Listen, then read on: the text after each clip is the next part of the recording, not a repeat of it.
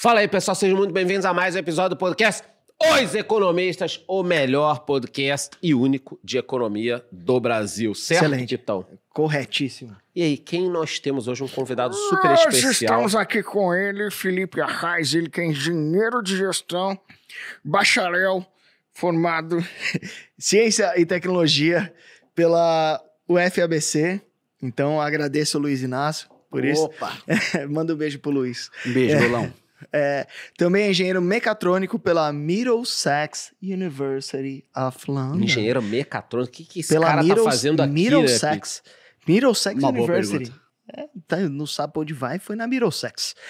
Iniciou sua trajetória no mercado financeiro em 2015 como consultor financeiro autônomo e depois decidiu seguir na área de recomendação de investimentos. Hoje é analista CNPI, especialista em fundos de investimentos e investimentos globais da Speech Research. Seja muito bem-vindo, meu irmão. Muito obrigado. de Boa nada. noite. Boa noite. Pô, fora dos bastidores, já tava rachando o bico aqui A com gente só fala vocês. bosta aqui. Ainda bem que não grava, Você tá né? arrependido? Nem um pouco, de cara. ter Tô me vindo sentindo aqui. à vontade, na verdade. Acompanho o podcast há um tempo. É um prazer de verdade estar aqui. Não é demagogia, não. Não, Obrigado animal. Excelente. Bacana, bacana. Então aí podemos já espremer o convidado, né? Espremo. Porque o que a gente quer saber é o seguinte: mercado em queda, mundo nessa fase complicada. A primeira pergunta direta, já que poderia ser a última, as Nossa, ações estão baratas ou não? É isso que o povo quer saber. E pior que eles vão ver isso e vão embora do podcast, tá, né? Vou às compras ou deixo para Isso. Tá depois de barato, amanhã? tá Putz, caro. pior que tá barato, tá barato. A gente pode dividir o debate aqui entre Brasil, Estados Unidos, mundo, que a gente Pode tem dividir, pode dividir. diferentes níveis de preço. Então, para trazer o S&P, começar com Bolsa Americana, até rodei um estudo interessante recentemente, eu peguei preço-lucro, talvez é o indicador mais básico que a gente olhe para olhar a atratividade de preço, e eu olhei assim, desde 1995, ali que eu queria pegar um período com um estouro de uma bolha, bolha.com ali, olhei nível de preço-lucro e eu vi que todas as vezes que o S&P bateu um nível de preço-lucro similar com o que a gente está agora, entre 19 e 18, retorno 24 meses para frente foi em média de 30% em dólar. Animal. Então, isso Opa, dá já opa. uma luz no fim do túnel, né? Obviamente, preço passado é aquela coisa, né? Não significa que é Então retorno já, no futuro. já podemos encerrar o podcast, que eu quero comprar Obrigado, umas coisas aqui. Felipe. Obrigado, Sua comprar. participação. O Muito Charles vai obrigado. abrir o home broker dele aqui, cara. Claro, mas agora é hora da ressalva. A gente traz o brilho no olho e fala um pouquinho para botar o pé no chão. Tem muita incerteza, tem um monte de fatores sem precedentes. Muito provavelmente a gente vai continuar tendo uma certa pernada de queda. Tem fatores que podem levar a bolsa a cair mais. Mas aquela coisa, a partir desse patamar, a gente já tem uma alta atratividade. Então, muito provavelmente, para quem investe de maneira recorrente, vai comprando um pouquinho a cada mês, a chance de em 24 meses ou mais, ou até mesmo em 5 anos, que é o período mínimo que eu recomendo para quem quer pisar ali no terreno das ações, a chance de ter retorno positivo é muito alta. E aí, até para amortecer a queda que já foi absorvida na carteira de muitos investidores. Então, Obrigado por lembrar, né? O Obrigado, dinheiro, ninguém Felipe. tem dinheiro agora. Quer dizer, então, falando primeiro do S&P, perfeito. tá barato, olhando os múltiplos históricos. Perfeito. Que é o melhor dado que tem, meio né? desvio padrão abaixo da média histórica. Então, tem um nível atrativo, vamos dizer assim. E aí a gente tá falando do principal índice do mundo, né? Eu Não acho é- que sim. eu acho E que- Nasdaq também, eu acho que em níveis bem interessantes. Bem interessantes. Aí, NASA, que a gente vai trazer uma discussão diferente, a questão, porra, a farra do dinheiro barato, o que levou o índice a ficar... O índice Nasdaq chegou ali a ficar mais de 2 desvios padrão acima da média histórica, ali depois da crise, porque já era caro, veio pandemia, acelerou essa digitalização, o que era tech, o que era crescimento, bombou ainda mais, e o que já era caro ficou mais caro. Então, por isso que a realização está sendo maior também agora, né? Subiu muito e aí caiu. A gente vê o ETF lá, o ARK, né? Ele Aí despencou. sofrendo, tá uma sangria, aí começa, Cathie Wood, que era a musa do mercado, a grande referência, agora muita gente querendo ali apagar a carreira dela. Tenho uma grande admiração pelo trabalho dela, mas realmente uma tese focada em inovação, como a ARK tinha ali, tá sofrendo muito agora, né? Aquela coisa, a gente vai criando narrativa. Por muito tempo, poxa, essas empresas a gente vai olhar outra coisa, a gente não vai olhar lucro, vamos... Vai olhar crescimento de receita. LTV sobre CAC, revenue, vai olhar esse tipo de coisa criativa, porque a gente tem que achar uma maneira de justificar Contabilidade o preço. criativa. É isso. Só um ponto, eu tô olhando aqui agora o ETF ARK lá da Cathie Wood, né? Cathie Wood, Isso. Cathie Wood. E ele do topo, que foi em fevereiro de 2021, ele caiu 75% até a mínima. Agora já subiu um pouquinho, mas, pô, queda de 75%. Um drawdown que deixa a rapaziada toda fria. É, Sou cotista cara. disso aí, tô sentindo ali o calor dessa Lembrando queda que também. muita gente entra no topo, né? Como Sim. você entrou em cripto. Sim, sou muito bom em como não operar criptos. É. E você acha mais interessante o cara investir, fazer um stock picking internacional ou ir via fundos, via ETFs? Porque lá tem uma gama, né, um espectro muito maior de possibilidades para você investir no mercado. Você acha que para o investidor comum, iniciante principalmente, que é a galera que segue o Charles, você acha que é mais interessante o cara ir num fundo e pagar uma taxinha, ou ir num ETF, pagar uma taxinha e terceirizar, tirar essa pica do bumbum, ou não? Tem que estudar e ir a fundo. Sendo bem sincero, cruzou a fronteira, ETF aqui dentro do Brasil, fico confortável com os fundos. Por motivos diferentes. A gente vai falar de eficiência de mercado, mas tanto aqui quanto nos Estados Unidos, a maioria dos fundos não bate índice. Só que tem uma grande diferença. Aqui no Brasil, os que batem normalmente geram bastante alfa, tem bastante excesso. De rentabilidade. De rentabilidade. O Ibovespa dá um nível de retorno, os fundos que batem o Ibovespa costumam ali gerar bastante excesso. Agora lá fora, a grande maioria não bate. 85% dos fundos lá fora, acho que não batem o S&P, não é? Uma Isso- estatística assim.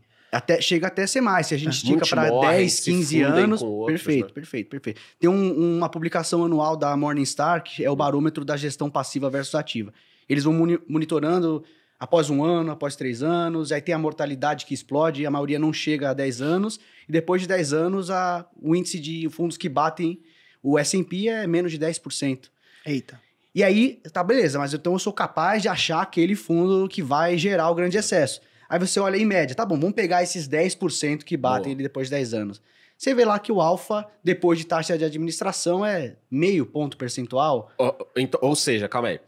Você vai arriscar um monte, correr 90% dos fundos vão dar errado, e os 10% que vão dar, eu vou ganhar um valor irrisório. É por aí. Toma banho, Então, pra mim, né? é Pra não uma falar outra simetria coisa. que não é legal. Em vez do cara comprar o índice agora com uma possibilidade enorme de E voltar. hoje tem ETF aqui no Brasil, né? Que replica o NAS, tem o NAS de 11, o IVVB11, que Pô, BDR de ETF, BDR abrir de- conta em corretora internacional é fácil já. Então, a possibilidade já existe. Diferente de antigamente, que era muito difícil acessar.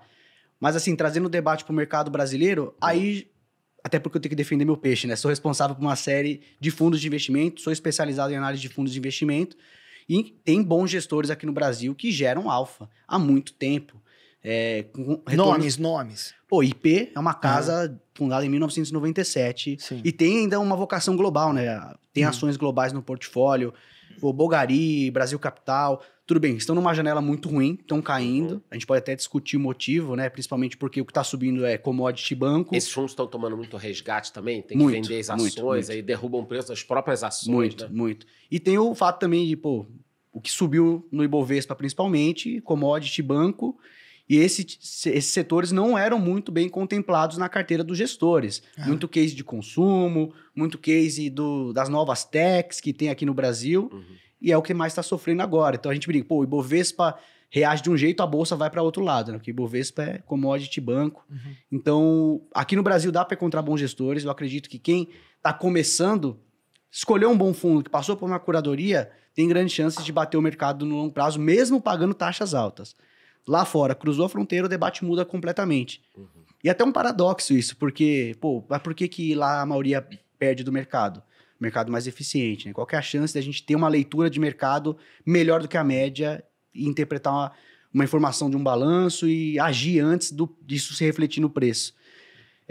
Quando a gente olha para o mercado lá fora, a gente parte do pressuposto que essa eficiência vem justamente da atuação de quem é ativo. Você tem um monte de gestor, um monte de pessoa física, cada um com uma opinião diferente, um acha que algo vale mais, outro acha que algo vale menos, acha o preço de tela. E a gente parte do pressuposto que aquilo é um mercado eficiente. Esse é o preço justo daquele ativo.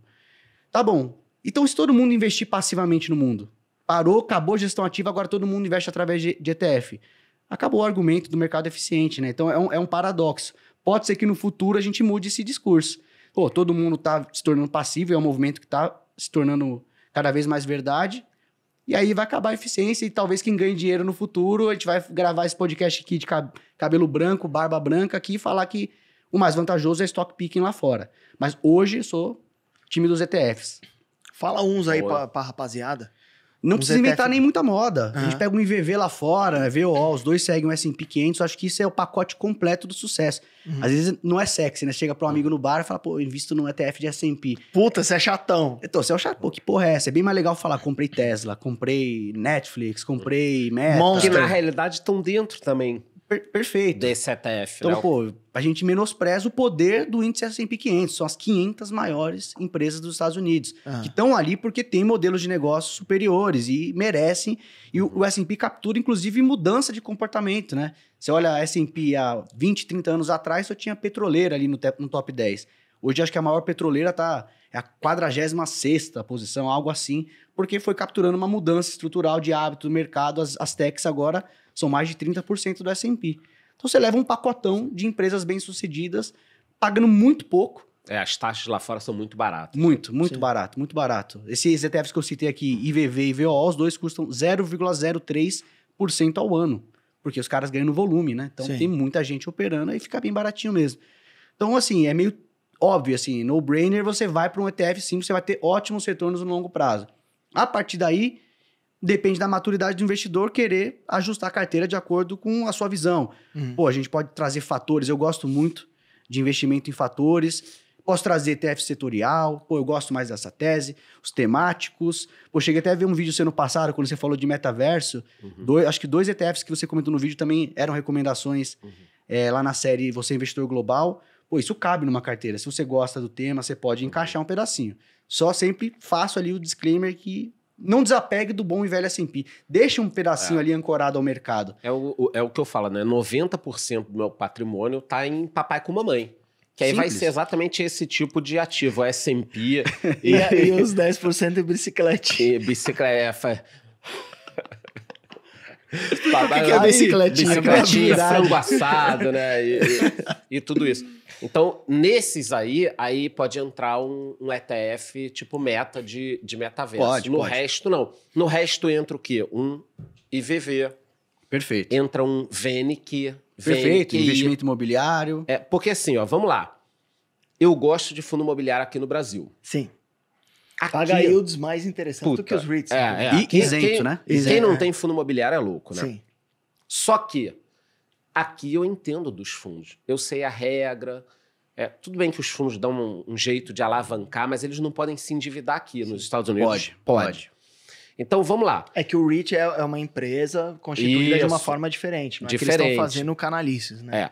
Então, no Brasil, eu consigo analisar um fundo imobiliário. Ponto. Pô, será que eu vou tentar analisar o fundo imobiliário nos Estados Unidos? Ou é melhor eu pegar o VNQ, que é um ETF de fundos imobiliários americanos? Então, eu prefiro pegar o VNQ. Eu também. Imóveis na Austrália, Japão, Alemanha. Cara, eu não vou procurar um fundo imobiliário na Alemanha. VNQI. Então, o VNQI faz contempla os negócios. Então, cara, é o que você falou, não precisa inventar roda. Vai no papai com mamãe, Pete. Que funciona. Eu vou, cara. Me Que chama. funciona. Me Não, chama. e com o respaldo de que muito provavelmente vai dar certo. Porque falar, mas eu vou no papai com mamãe, como vocês estão falando, mas isso significa que eu vou ter um retorno ruim. E eu quero um melhor. Não, não é. Muito provavelmente você vai ter retorno acima do que a maioria das pessoas que tenta fazer esse picking. Se aventura, olhar balanço, se estressa com o noticiário. Olha, a empresa vai olhar, de repente, esse imóvel lá na Austrália, como você falou. E muito provavelmente o retorno melhor vai vir do fácil, né? Do papai com mamãe mesmo. Tá. A gente falou primeiro do movimento se estava caro ou barato. Você começou pelos Estados Unidos. Vindo para o Brasil, tá caro ou tá barato? Putz, também tá barato. Olhando também, se você olhar preço-lucro, várias métricas diferentes, tudo indica que tá muito barato. Só que aqui no Brasil a gente tem um agravante, que vários outros momentos da história, onde parecia estar muito barato, Ficou mais barato. ficou mais barato ainda. Então, e a gente tá falando de um país emergente, um país que vai muito bem quando tem um ciclo de commodity, só que nossos termos de troca, por um lado, é mais atrativo pro gringo comprar commodity pra gente, mas, a peça do maquinário agrícola que vem também é importada e encarece. Então, assim, não necessariamente a gente vai Bombar, surfar essa onda porque é o momento das commodities. Tem cenário político que interfere muito nos mercados, a gente está vendo um monte de discussão, começa a falar, vai romper o teto, não vai, o mercado cai. Então o desconto aqui, ele tem um motivo, o desconto é pelo risco. Então, boa parte do fato da gente estar barato hoje é um risco que está precificado do cenário eleitoral incerto.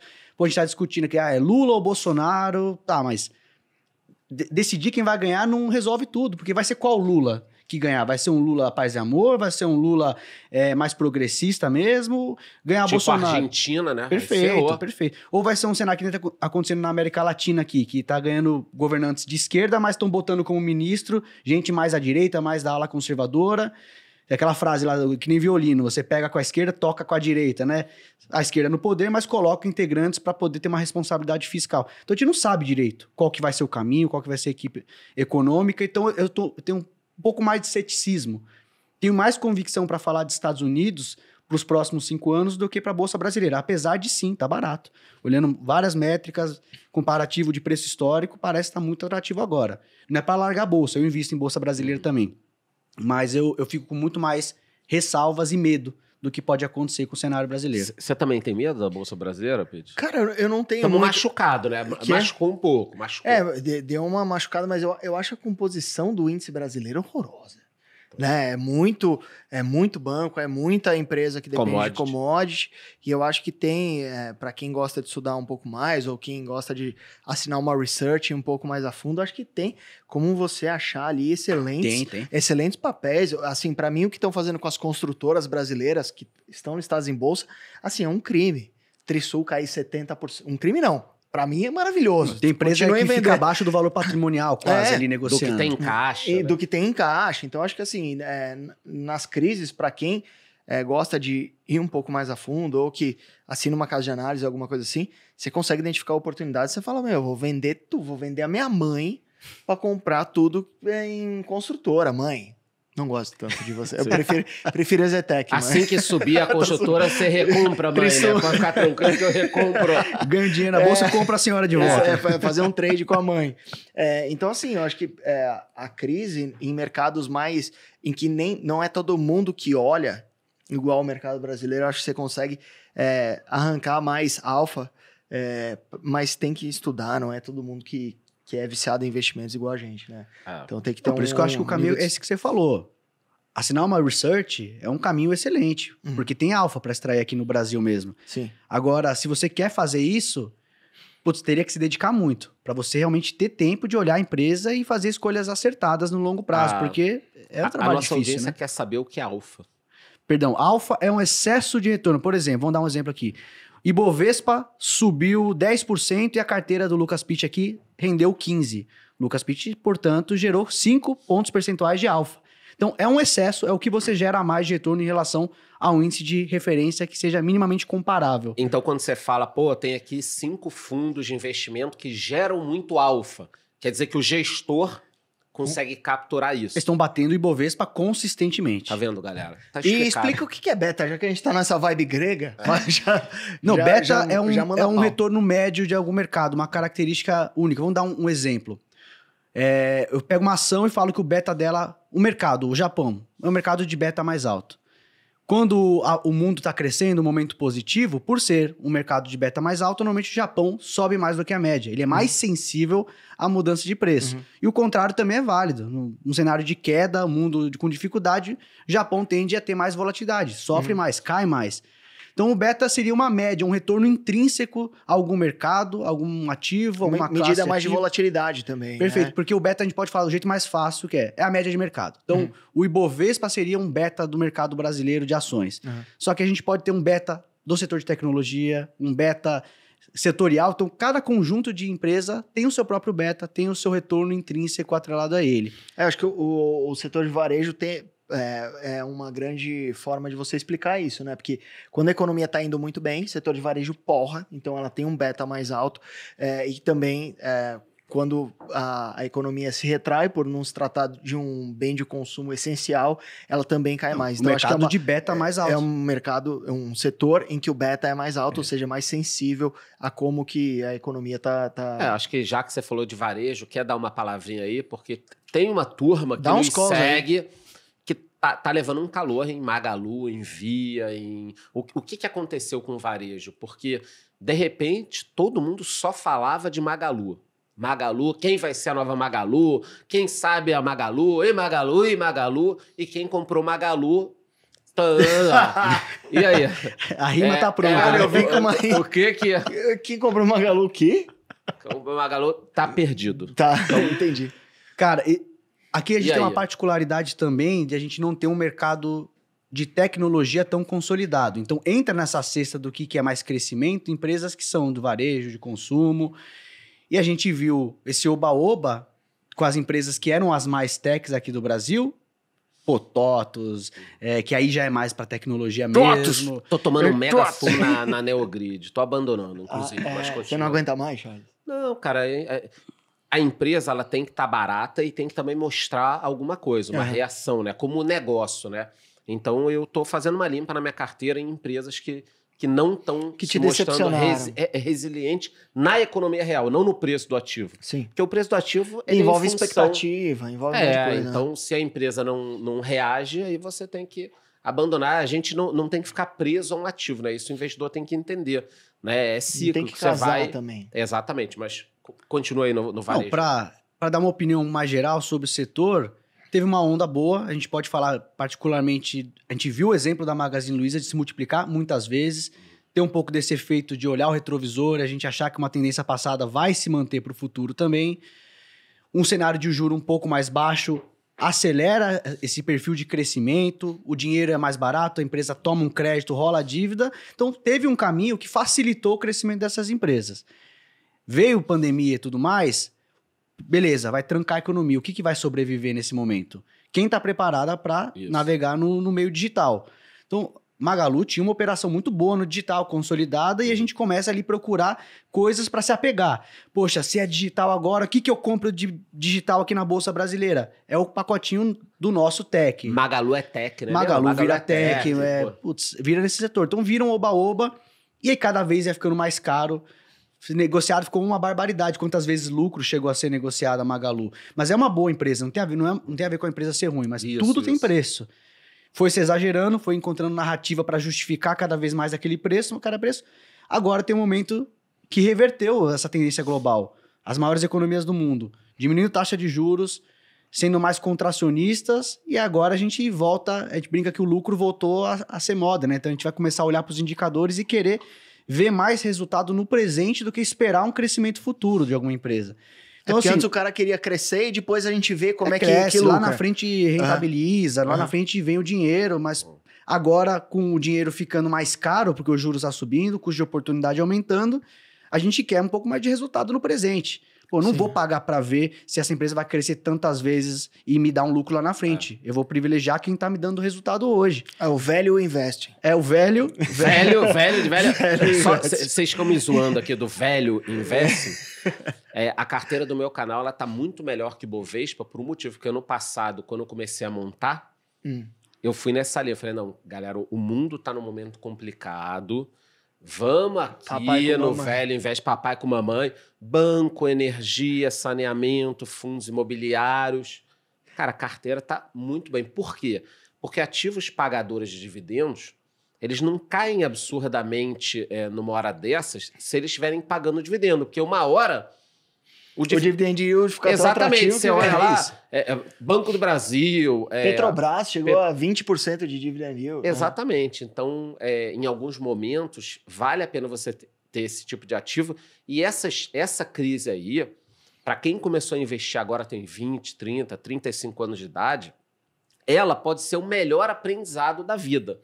Porque numa hora dessa você vê, opa, calma aí, cara, olha o que está acontecendo. Porque se a gente chegasse para alguém e dissesse há 2 anos, cuidado com o Magalu, o múltiplo tá elevado. Ia falar não, que você pô, é velho mesmo. Mas você é velho, você só quer falar de banco, só quer falar de não sei o quê. Então, cara, é na crise que a gente aprende. Pra quê? Pra não cometer o mesmo erro nas próximas crises. Vamos cometer outros, mas o mesmo não, entendeu?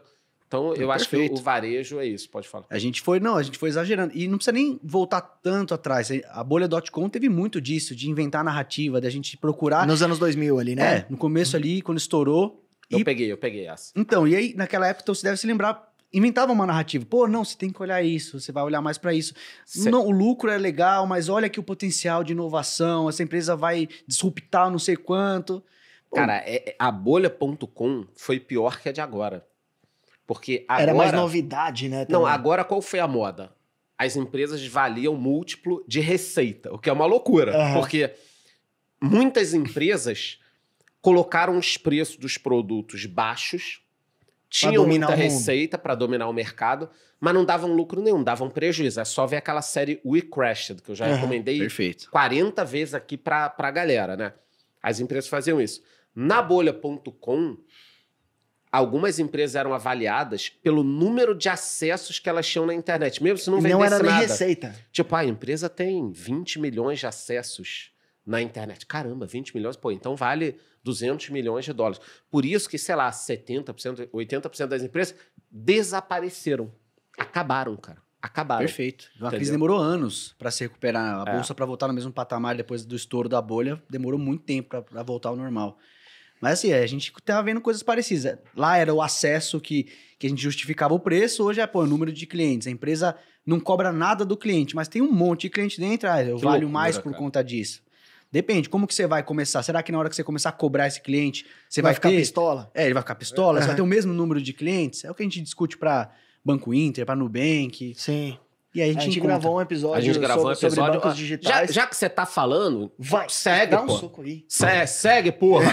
Nubank e Banco Inter. Quem perdeu, não pega mais ou volta? Cara, pode voltar, mas eu acho que vai ser um caminho de vários anos. De vários anos. Para voltar a patamar de preço que saiu o IPO ali, vai demorar.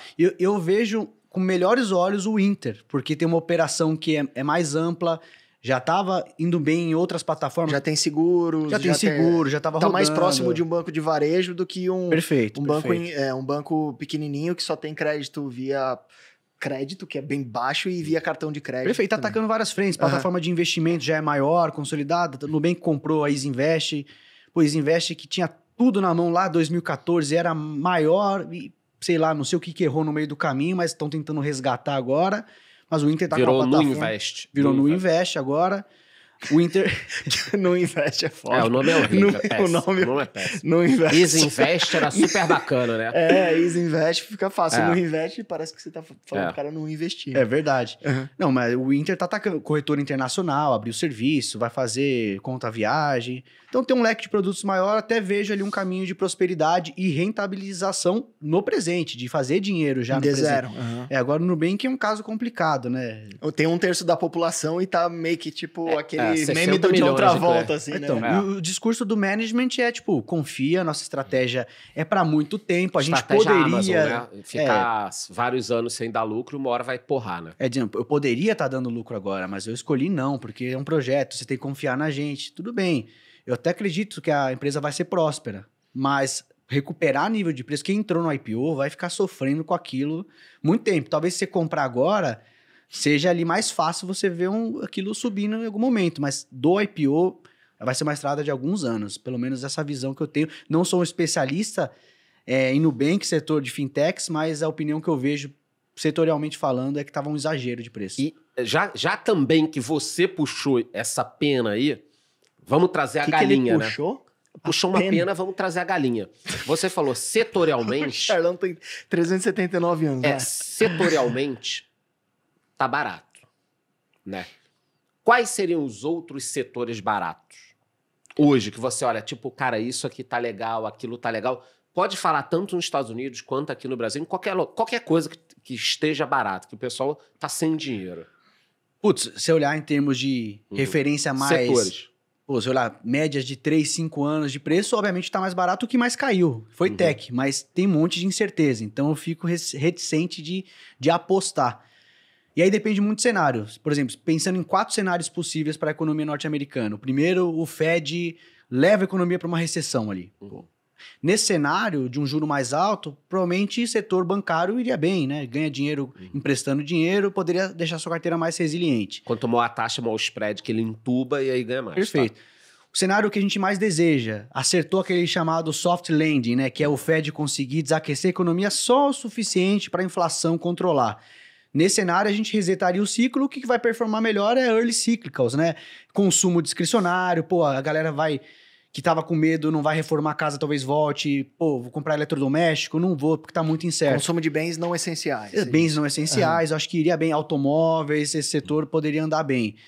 Num cenário de a inflação arrefecer muito mais rápido do que o mercado espera, já seria um terceiro cenário aqui, acho que volta a subir o que caiu realmente mais. Aí é tomada de risco. Pô, vamos voltar para as cripto, talvez, growth, ações de tecnologia, talvez desempenhe melhor. E o último cenário é a estagflação, né? O crescimento ele nem é negativo, mas ele é anêmico, né? Dificuldade de crescer e a inflação fica persistindo, ela não arrefece. Pô, nesse cenário é mais defensivos. Aí a gente vai, talvez, ali para o que paga um pouco mais de yield, que traz ali uma resiliência na carteira. Setor de energia. Acho que as seguradoras também se beneficiam bastante, né? Perfeito. Elas vão pegando os prêmios da rapaziada, setor de telecomunicações, saúde, consumo essencial. Poxa, sei lá, empresa farmacêutica. Tem muita gente que não deixa de consumir o remédio de uso contínuo por conta de uma crise. Aqui é politicamente incorreto, mas, pô, empresa de tabaco. Aquele ETF, o Vice. Então. Eu adoro. Posso pegar um uísque aqui? Já tarde. Deixa à vontade. Vai. Eu adoro. Então, é politicamente correto, mas dificilmente um fumante para de fumar quando pode, sei lá. Não, ele fuma mais, né? Fica mais estressado. Na crise, né? se vier estado de inflação, o cara vai fumar mais. Então, aí eu dei essa volta por quê? Porque a gente parte no pressuposto, a gente precisa acertar algum desses cenários para poder se posicionar. Então, dependendo do cenário que vai se desenhar nos próximos meses, um setor ou outro vai estar mais barato, na minha visão. Então, eu adoto uma posição um pouco mais indecisa em cima do muro, de focar na diversificação, de ter um pouquinho de tudo, do que, de repente, errar. Pô, aí tem gestores macro que vão fazer essa aposta por mim, e que tem equipes que pagam milhões para os analistas, e eu recomendo alguns fundos que os caras estão fazendo isso. Eu estou apostando, tem mais chance nesse cenário ou nesse, e vamos fazer uma aposta maior aqui. Eu, como alocador, eu prefiro sempre me resguardar. Então, eu sou muito mais conservador nesse sentido. Eu vou ter tech mesmo nesse cenário ruim, vou ter um pouco de tech, eu vou ter defensivo, eu vou ter cíclicos, early cyclicals, como eu falei, e eu vou ter banco também. Vou ter um pouco de tudo. Eu prefiro essa abordagem mais de diversificação. Tem alguma tech que você tá vendo assim que pode estar mais barato, vale a pena? Não, aí eu particularmente evito emitir opinião muito incisiva sobre uma empresa particular. Melhor investir num ETF de tipo um FANGs. Prefiro. Não, tem um que eu gosto muito que é o IGM. Por quê? Porque isso até é engraçado, né? A gente fala, sabia que Meta não é uma empresa de tecnologia? Como assim? Porque o setor de tecnologia ele segue uma classificação que a S&P desenvolveu.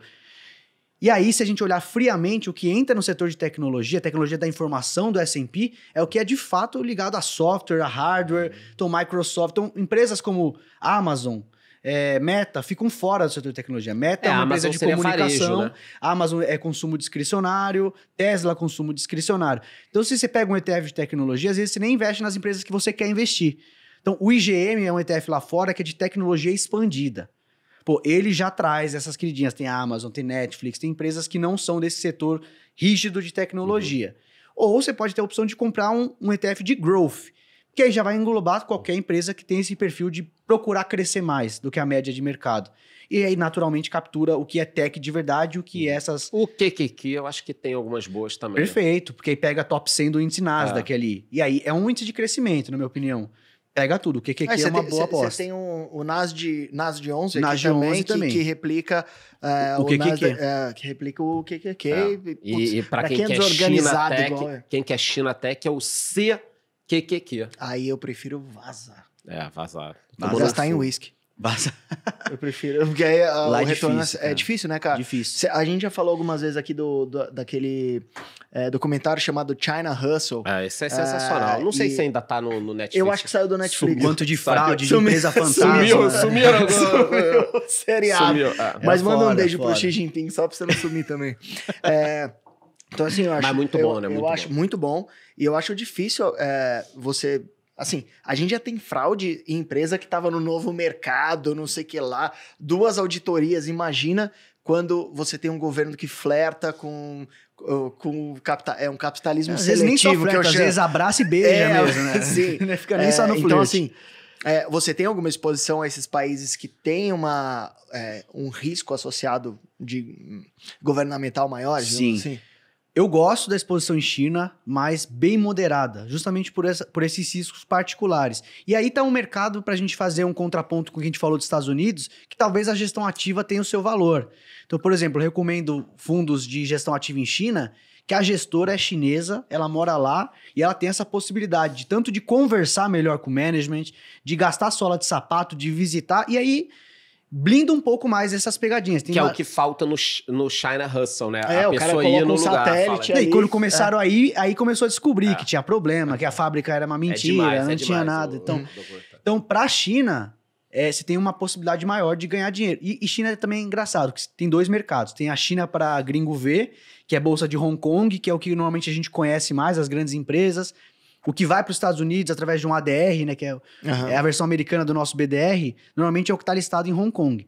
Só que o mercado doméstico chinês, que é a bolsa de Shenzhen e Shanghai, é muito maior em termos de valor de mercado. Só que é restrito. Eu não posso chegar lá e operar esse mercado. Eu tenho que ter certificações apropriadas. Então é um mercado onde 80% dele é dominado por pessoa física. Portanto, muito mais ineficiente. Agora, eu pego uma grande gestora que tem essa possibilidade de estar lá, de viver, e ainda tem as licenças para operar esse mercado onde pode nascer as maiores oportunidades, aí tem valor.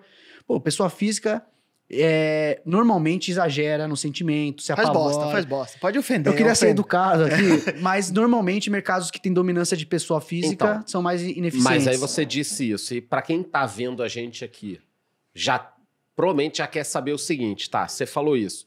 Como é que eu, então, invisto na China e na Índia utilizando esses gestores? Onde é que tem esses fundos? Aí é difícil porque tem um entrave da regulação, que é do investidor qualificado. Infelizmente... Tem que ter mais de 1 milha. Tem que ter mais de 1 milha ou uma certificação. Inclusive, abriu uma avenida de oportunidade que agora tem algumas certificações que são bem simples de tirar, que já te dão esse título. CPA 10, por exemplo, hoje você tira um CPA 10. Muita que gente é o que você precisa tirar para ser, tipo, pra ser gerente de banco. E teve assinante que me mandou, poxa, Raiz, eu não sou do mercado, não sou da área de exatas, mas eu estudei 2 finais de semana e tirei esse CPA e agora estou investindo nos fundos. Que bacana, excelente. Peguei um relato de uma pessoa que fez. Então, eu posso dizer, não é difícil. A pessoa não era de exatas, ela até se julgava leiga, quando o assunto era número, assim, e conseguiu. Então, é um caminho. Só que nem todo mundo está disposto a falar, mesmo que seja fácil, eu não estou afim.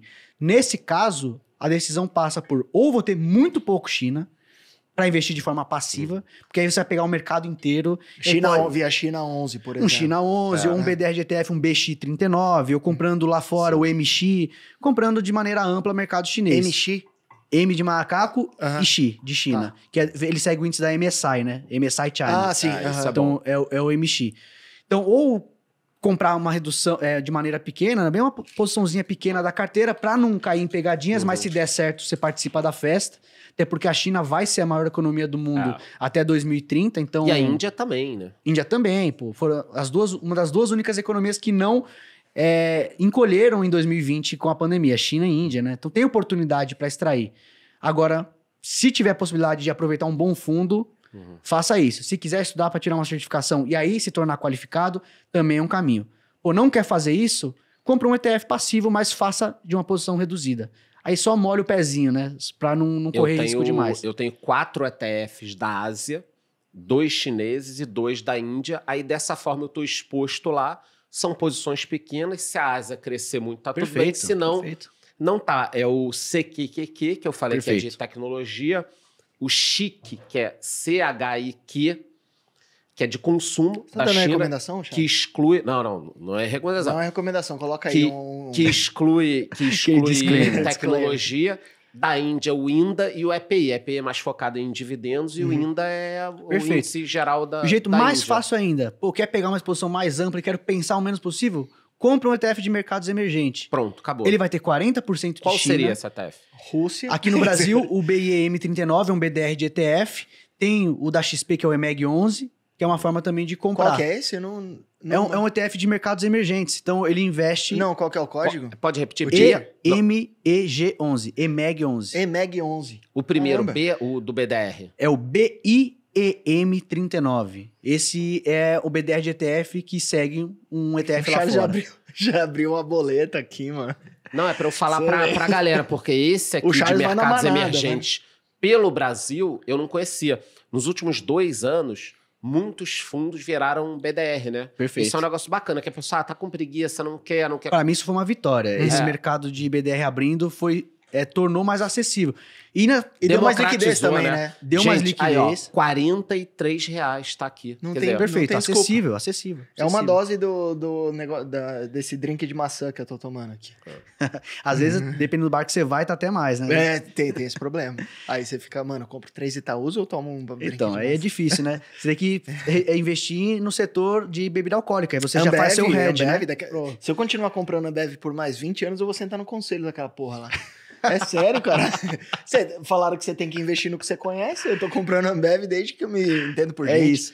Mas a questão do BDR, pra mim, foi uma na grande assim, vitória pro mercado, né? pro mercado, porque agora você, de uma maneira mais fácil e acessível, em média, todos os BDR de ETF têm esse preço, entre 40 e 50 reais.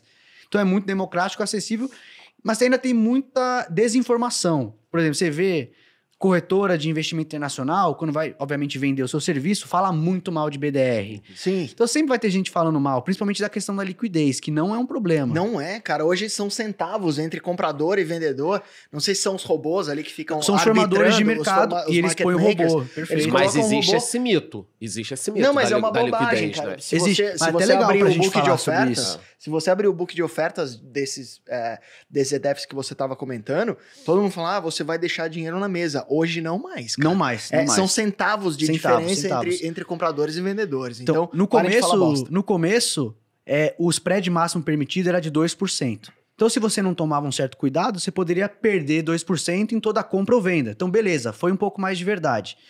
Só que aí a B3 apertou um pouco o cerco e agora diminuiu muito esse spread máximo permitido. Então, em média, é 0,4 de spread máximo permitido. Que é o que você tomaria de spread se você quisesse fazer uma conversão cambial, Um por exemplo. câmbio, alguma coisa. Já, a corretora de câmbio já ia te entubar em Mais, 0,4. Bem mais. Aham. Em média é 1,5%. É o que você deixa na mesa pro spread cambial. Ou seja, para quem não tá querendo fazer trade, quer comprar para carregar, esse custo ele some ali depois. É com o irrisório. tempo. Some. Eu até fazia, quando não tinha esse spread mais baixo, eu até tinha um procedimento que eu recomendava para você verificar se o preço estava certo, se não tinha uma distorção. Porque você não precisa comprar a mercado, você pode dar um preço que você calculou como justo E o deixar no book. e deixar no book. Se tiver justo, o formador de mercado te executa ali uns 3 minutinhos depois. Agora, nem tá precisando mais fazer isso, porque tá tão mais pertinho o spread que você consegue comprar mercado sem ter muito prejuízo. E BDRs grandes têm a própria Porra, liquidez, né? pra Tipo, caralho. o cara Perfeito. não vai sofrer aqui no Brasil para comprar um BDR de Apple, Tesla, nada Não, disso. não vai.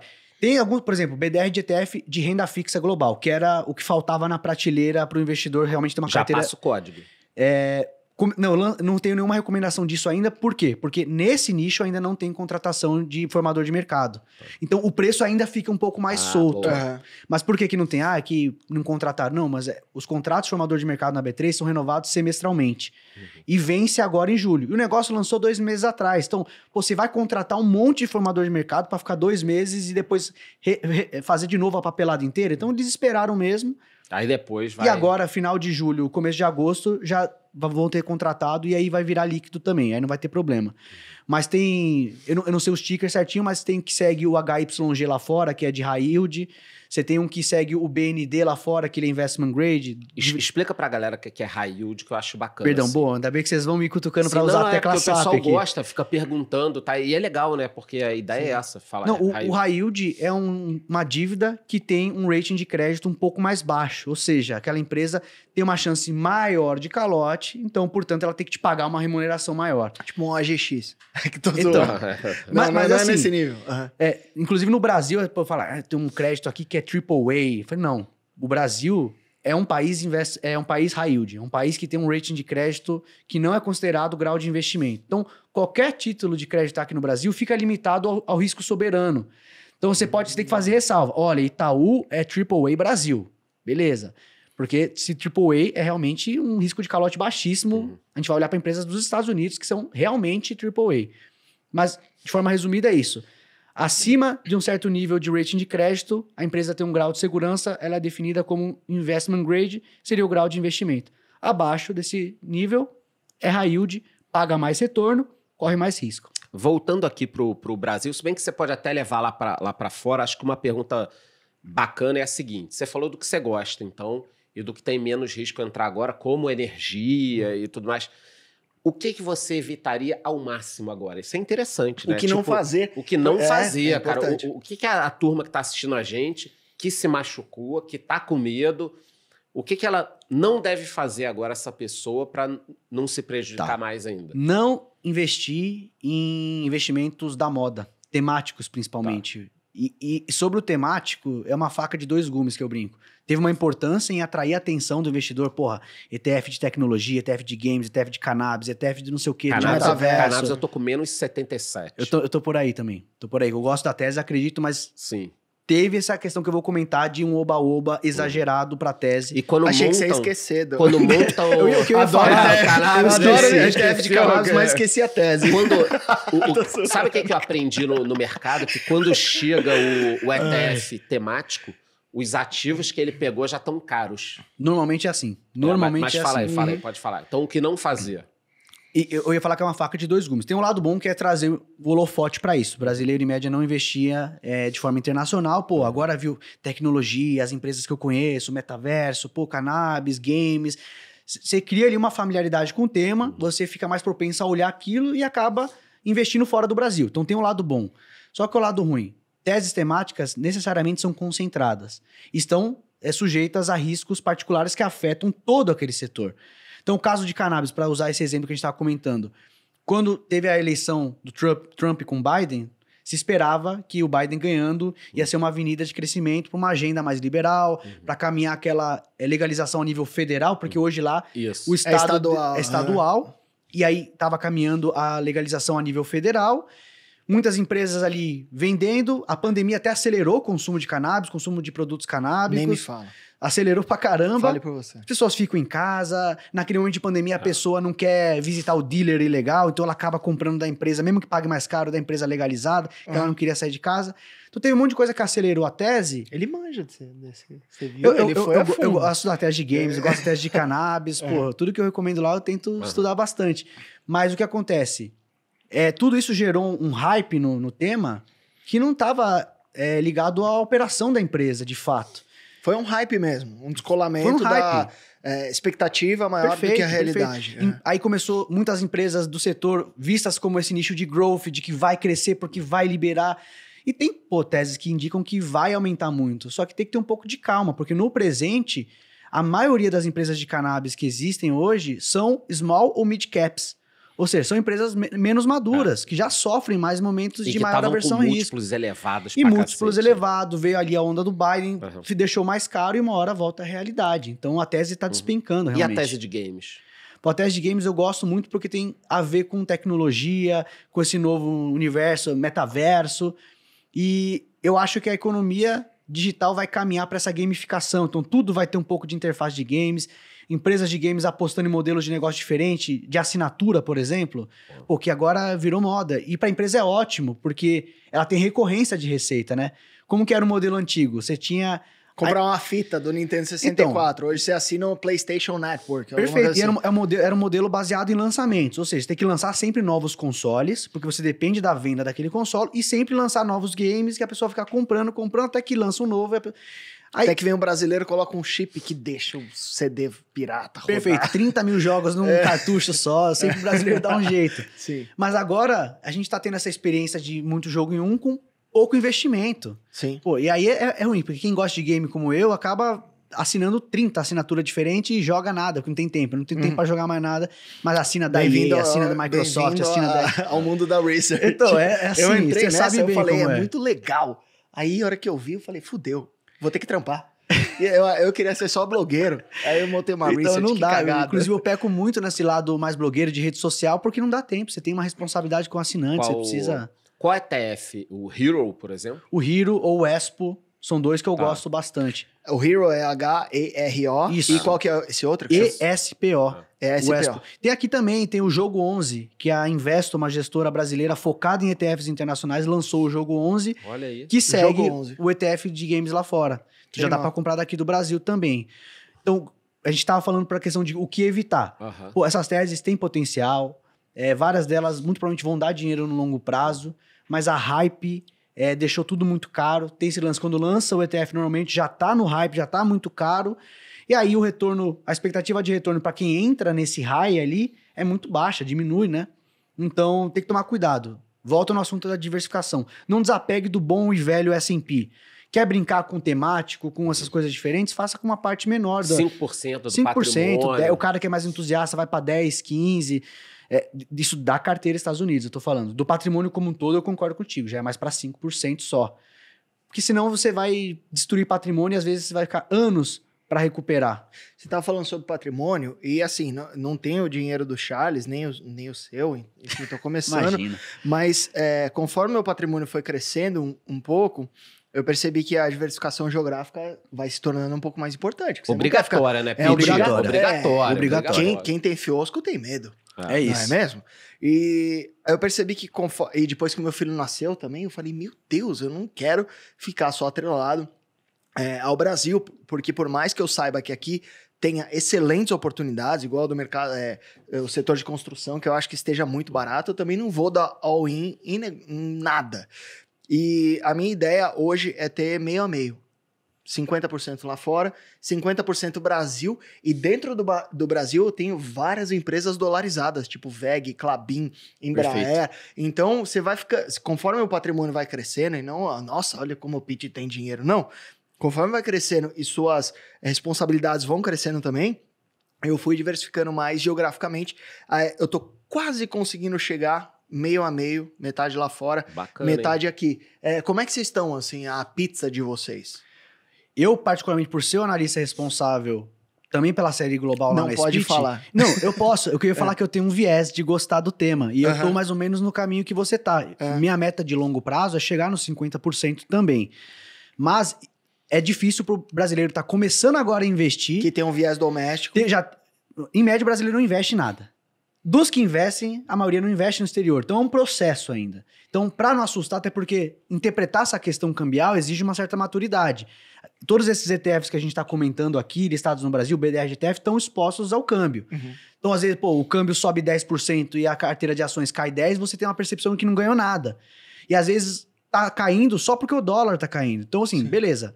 É saudável, acho que a gente deveria investir mais fora, mas para essa parte que a gente topa ter exposição cambial, pensar em dólares. Então, hoje eu penso só no ganho na moeda local, porque para que você quer essa exposição? Você não quer ter ganho de poder aquisitivo numa moeda mais forte que a nossa? Então vamos pensar em dólar ali. Eu gosto de ter essa visão, só que é difícil eu falar pro cara, o cara abre a corretora e vê que tá despencando, aí você vai explicar para ele, não, fica calma, esse dinheiro você tá perdendo só pelo dólar. Não é... Eu falei, pô, mas eu tô perdendo. Dane-se se é... por Ele conta- aperta F5 ali, ele vê o saldo final em Vê o reais. saldo, porque a corretora, como é brasileira, ela precisa te mostrar a fotografia da conversão momentânea do dólar e do ativo. Então você confunde, é difícil dissociar uma coisa da outra.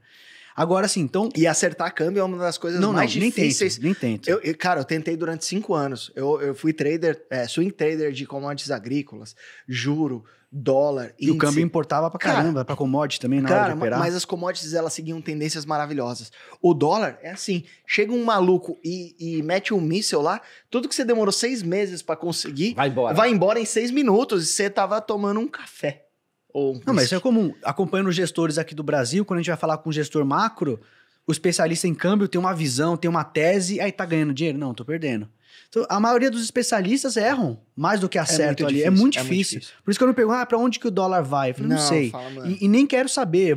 Eu construí essa exposição no exterior por um objetivo claro. Eu quero Empresas. ganhar poder aquisitivo numa moeda mais forte que a minha, diversificar com empresas melhores, o que eu não consigo encontrar no Brasil. Que legal. Então, pra essa parte, eu não vou me importar se tá perdendo força frente ao real ou não. Imagina se chegar pra um americano. Pô, você ficou sabendo que esse mês o real se fortaleceu? Ele vai perguntar o que é real. O que é real, pô. Então, é pensar como um americano pra essa parte.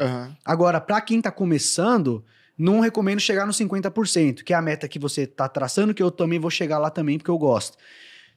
15, 20, Tá muito bom pra quem tá começando. pra quem tá começando... Pode até incluir dividendos, né? Cara, lá tem ótimas pagadoras de dividendos, Dividend Kings, Dividend Aristocrats, empresas que pagam dividendos há 50 anos. Crescentes, né? Dividendos crescentes. Qual que é o código da Dividend Aristocrats? Putz, não sei de cabeça. Bom, mas Não, digita aí. Eu acho que tem um ETF, o NOBL, Mas, é NOBL. Isso. né? NOBL. mas você pode comprar as ações, né? Eu tava olhando aqui, montando uma... Paga 0,3 de taxa anual, filho da... Sim, mas, por exemplo, você tem ações tradicionais Ele fica copiando os ETF na mão, mano. Não. Não, é que tem umas 10 açõezinhas, Caralho, eu até Xará. tava aqui montando uma tabelinha, e TNT, por exemplo, 7,55 de yield.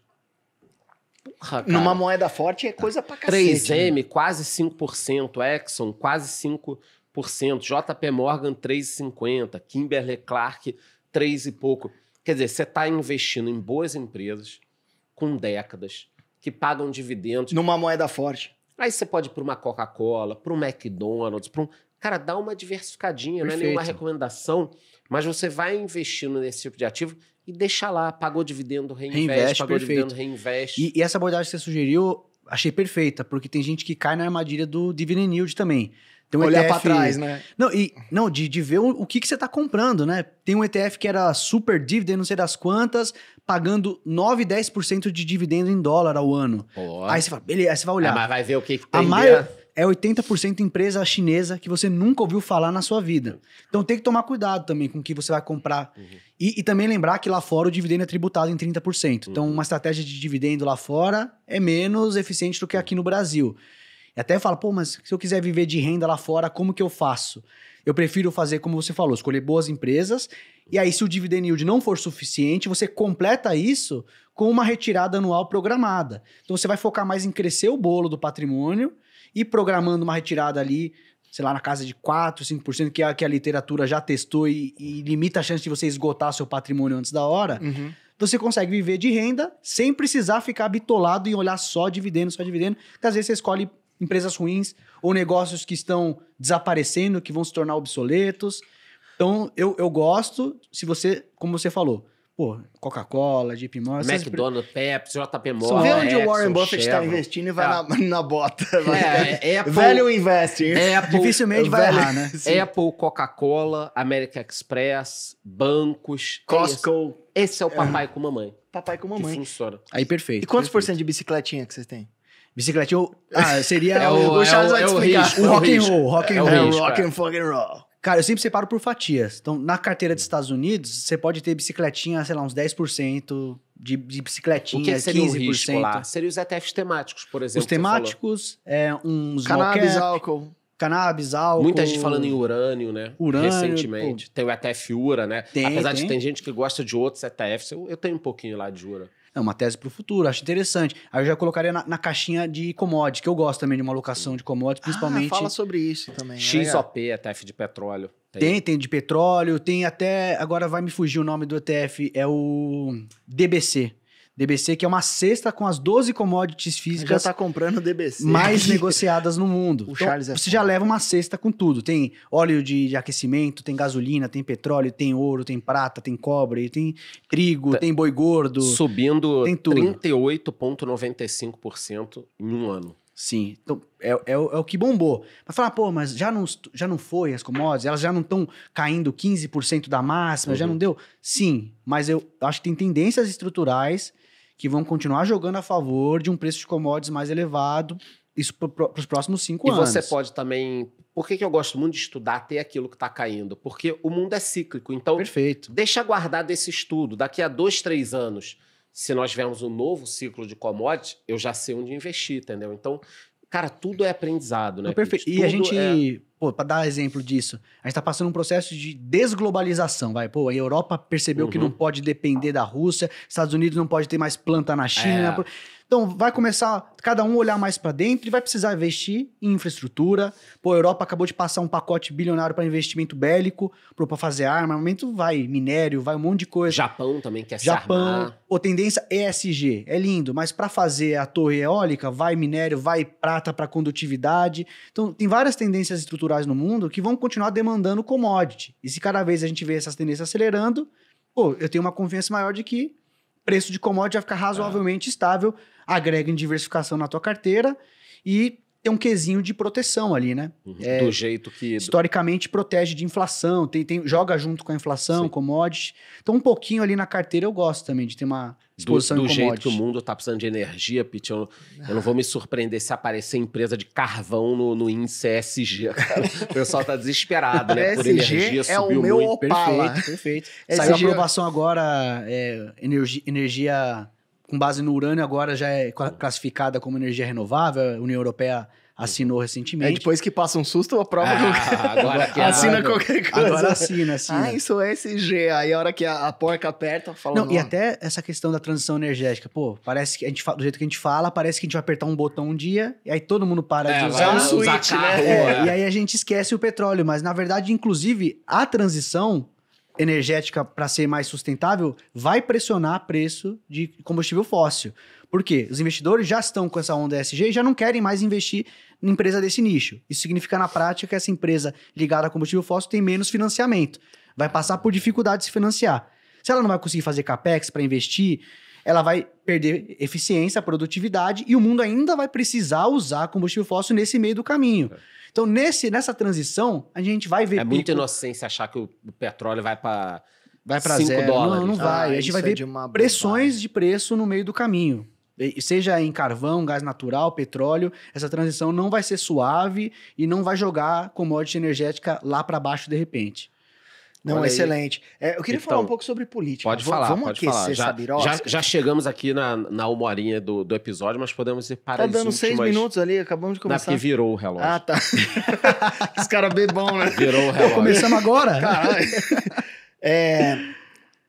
Como que o cenário macro, e aqui envolvendo eleições, eu não quero que você tome partido, nem porra nenhuma, mas esse cenário macro, ele entra na conta ou você pensa mais numa análise mid-down, assim, olhar os setores e olhar as empresas ou não? Ah, se aqui for o candidato A, B ou C, eu faço A, B ou C, ou isso não tem nenhuma interferência? Do jeito que eu proponho para os assinantes, tem.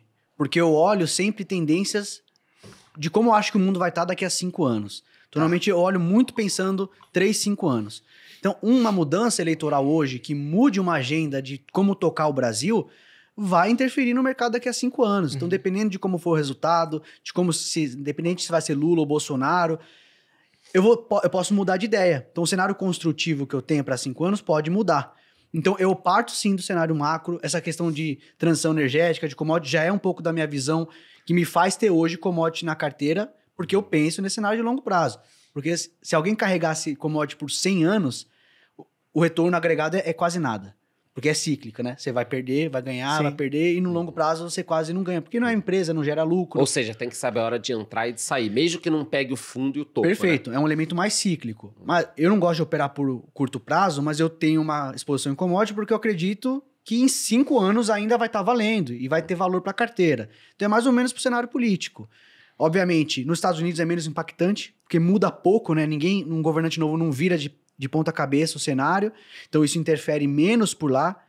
Pode umas microteses ganhar mais força ou não e mudar a minha convicção, mas para o Brasil eu estou muito preocupado e estou evitando ter uma opinião drástica antes, porque justamente eu não sei se ganhar o Lula, qual Lula vai ser? Vai ser um Lula mais parecido com o primeiro mandato, parceiro das empresas? Ou Já vai foi almoçar com o Itaú? Foi com um monte de empresário. A gente não sabe. Você acha que ele faz um discurso para ganhar a massa e depois ele fica amigo do capitalismo? Foi o que aconteceu no primeiro governo. E tudo indica que vai ser de novo. Porque o Lula, a gente pode falar o que for, mas ele não é um cara burro, ignorante. Então, ele sabe que tem impactos econômicos sérios dependendo da política que ele adotar. Então, obviamente, que é do interesse dele manter parte da roda girando. Por isso que ele se aproximou do empresariado muitas vezes no passado. Agora, se ele vai fazer isso de novo, não sei. É que eu me recordo bem do início do primeiro governo dele, foi bem no início do ciclo de expansão da China e crescia de 14%. commodities. Quando a gente olha para a Argentina, por exemplo, o que a Kirchner fez lá, que a gente também deveria esperar a mesma coisa dela, né? Pô, ela não vai dar um tiro no próprio pé. Cara, deram. Mas deu. Uma bazucada no próprio pé. Então, eu acho que eu me preocupo, mas isso vai ser tema de vários episódios aqui.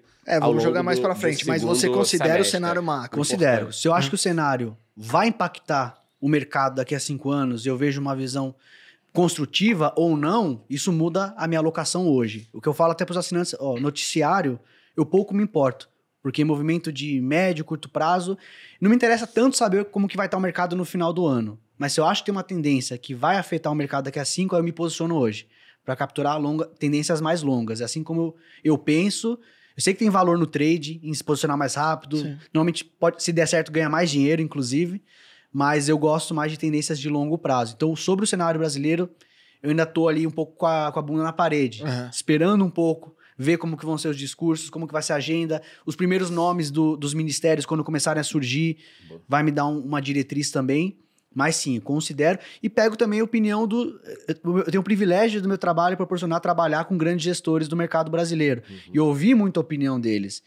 E a maioria também está esperando um pouco. Esperando um pouquinho para ver. Bombom na parede mesmo. Chegar mais próximo também das eleições. O cara prefere pagar um pouco mais caro também e correr acho menos melhor. risco Também acho do melhor. que Perfeito, assumir perfeito. um risco Muita gente agora. prefere por Também esse acho lado melhor. mais conservador e eu gosto dessa abordagem. Não, excelente. Até mesmo que renda fixa pagando 12,75, às vezes é melhor um bumbum na Fica parede. na praia ganhando... Carrega ali um CDIzão, É ganha maravilhoso. dinheiro pra caramba. Ó, mandaram fazer essa pergunta aqui pra você. Se eu apontasse uma arma na sua cachola, agora, nem tenho arma, e mandasse você escolher uma dessas 5 classes de ativos para os próximos 5 anos, 4 Porra. classes de ativos, fundos imobiliários, ações internacionais, ações BR ou renda fixa para os próximos 5 anos, arma na cachola, o que você escolheria? Putz, pra um cara que defende a diversificação é difícil. Mas, já que tem com a arma na cabeça, eu não quero morrer. Eu nem tenho. Ele ia tentar desarmar o cara. Obrigado. Ele deve manjar de cravo e magar. Eu acho que para 5 anos, eu vejo um retorno esperado para a Bolsa Americana muito interessante, ainda mais nos patamares de preço hoje. Brasil, muita incerteza, pode dar uma pancada, deveria ser, né? Normalmente, no mercado racional, quem corre mais risco deveria ser mais premiado com retorno. Mas no Brasil a gente já viu que sempre teve muito mais risco e teve menos retorno que a Bolsa norte-americana, No por Brasil exemplo. até o passado é incerto. Até o passado é incerto. Então, arma na cabeça, se eu tivesse que escolher uma, com o disclaimer que eu sempre defendo a diversificação, eu iria para a Bolsa Americana. E você, Charlowski? Eu tô indo pra Bolsa Americana também. Cara, pra causar divergência aqui também e ser bacana, fundos imobiliários. Tá barato pra caceta Tá barato, também. Tá barato. E eu travo agora um yield pelos próximos anos Via IGPM. na banda superior, cara. Isso é que as pessoas não estão entendendo. sim. Então, Carteira de qualidade. fundos imobiliários, mas na área de estrutura mesmo, tijolo, tá? Tijolo. Fundo. Porque o Sim. papel ele vai começar a oscilar daqui a pouco. O tijolo não. Se eu travo agora um fundo me pagando 10, 11, 12... Ele vai ser corrigido pelo IGPM e o IPCA e ele vai pelos ficar próximos... pagando isso. A cota vai acabar subindo, o yield dele vai diminuir proporcionalmente, mas eu que travei agora vou ficar recebendo sobre o que eu investi Sim. 10% quando o juro estiver lá embaixo, cara. Então, Perfeito. eu preciso travar agora isso. Entendeu? A carteira do Ricardo, Mas que é aí- nosso analista de fundos imobiliários lá na Speech, ativos de excelente qualidade, pagando um dividend yield, acho que tá chegando, passou de 11% ao bizarro, ano. é Isento, bizarro, é bizarro. isento, Ah. isento. É lote, é lote. Acho bizarro. acho que a gente Foi, né? conseguiu, teremos que trazê-lo novamente Sim. quando chegar mais próximo das eleições, eu acho, né, Pete? Você que manda, você que Eu é o acho que dono quando do chegar podcast. mais próximo a gente traz, já estamos aqui no nosso tempo. E quem quiser te seguir aí para infernizar a sua vida nas redes sociais perguntando qual ativo tá barato, que é isso que as pessoas fazem, continuem. Quem quiser te achar, te encontra aonde? Orkut, aonde? Quem quiser me achar, a rede social que eu tô mais ativo e mais gerando conteúdo, embora ainda peque nessa frequência, porque vida de analista de research, você sabe Eu bem. sei, eles... É @Felipe Arraiz. É com I, não é Arraiz, como você vê na novela, a Guerra Aham. Arraiz, é a raiz. @Felipe Arraiz, vocês me encontram. Pô, e será um prazer voltar aqui mais perto da eleição, ou quando vocês acharem. Agradeço demais o convite também. Obrigado. E você, Pete? Quem, puta, Vai. não sei por que alguém te seguiria, mas quem quiser. Vai que o cara tá com tempo sobrando aí, quer te encontrar. Lucas Pitt, totalmente verificado lá no Instagram. verificado. Ao contrário de muitas pessoas aí. Lucas Pitt no Instagram e Pitt Money no YouTube. Verificado nos dois. Afinal, sou um ente Sabe o que eu muito vou fazer reconhecido. né, cara? Sabe o que eu vou fazer Por que eu não tô na Ambima isso? pra responder essa sua É. piada? Eu vou sair do Instagram, pronto. Pronto? Você Eu vai vou pra deletar onde? minha conta. Não, você tem Que que... aí você não pode me zoar mais, que Como eu é não sou Eu verificado. não sou verificado porque eu não estou no Instagram. Pronto. como é que chama?